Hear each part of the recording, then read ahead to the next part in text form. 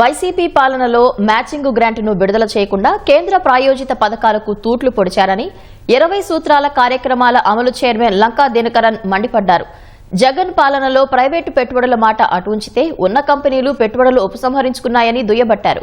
కూటమి పాలనలో పీఎం ఆవాస్ యోజన, జలశక్తి మిషన్ పనులు శరవేగంగా చేపడుతూ లబ్దిదారులకు మేలు చేకూరుస్తున్నామని తెలిపారు. 5 కోట్ల గృహాల్ని పీఎం ఆవాస్ యోజన కింద పూర్తి చేయడం జరిగింది.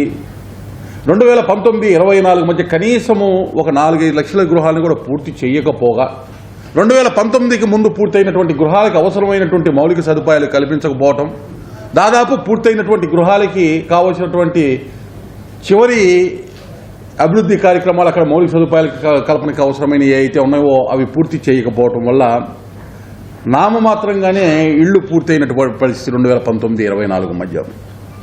ఒక రకంగా చెప్పాలంటే పీఎం ఆవాస యోజన కానీ అలాగే రాష్ట్ర ప్రభుత్వం ప్రతిష్టాత్మకంగా చేపట్టినటువంటి గృహాలకి సంబంధించి నిర్వీర్యం చేశారు. పూర్తయినటువంటి గృహాలు కూడా లబ్ధిదారులకి ఇవ్వకుండా ప్రజల్ని ఇబ్బంది పెట్టినటువంటి పరిస్థితి 2019-24.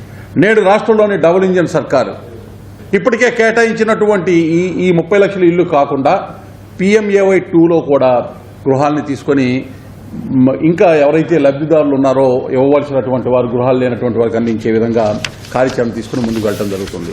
2019-24 మధ్య జగన్ గారి పాలనలో ఈ ప్రాజెక్టుని అసమగ్రంగా ప్రణాళికలు తయారు చేయటం, అంచనాలని తయారు చేయటం, అదేవిధంగా రాష్ట్ర ప్రభుత్వ వాటా నిధుల్ని సక్రమంగా విడుదల చేయకపోవటం, చేసిన పనులుగా చూపించిన అంశాల్లో కూడా అవినీతి విలయతాండవం చేయడం, నిధుల దోపిడీ జరగటం వలన ఏదైతే ఒక స్ఫూర్తితో ప్రధానమంత్రి నరేంద్ర మోడీ గారు గ్రామాల్లో ఉన్నటువంటి ప్రతి ఒక్క కుటుంబంలో ఉండేటువంటి ప్రతి వ్యక్తికి సురక్షిత తాగునీరు ఇవ్వాలనేటటువంటి ఆ యొక్క కార్యక్రమానికి తూట్లు పడినటువంటి పరిస్థితి.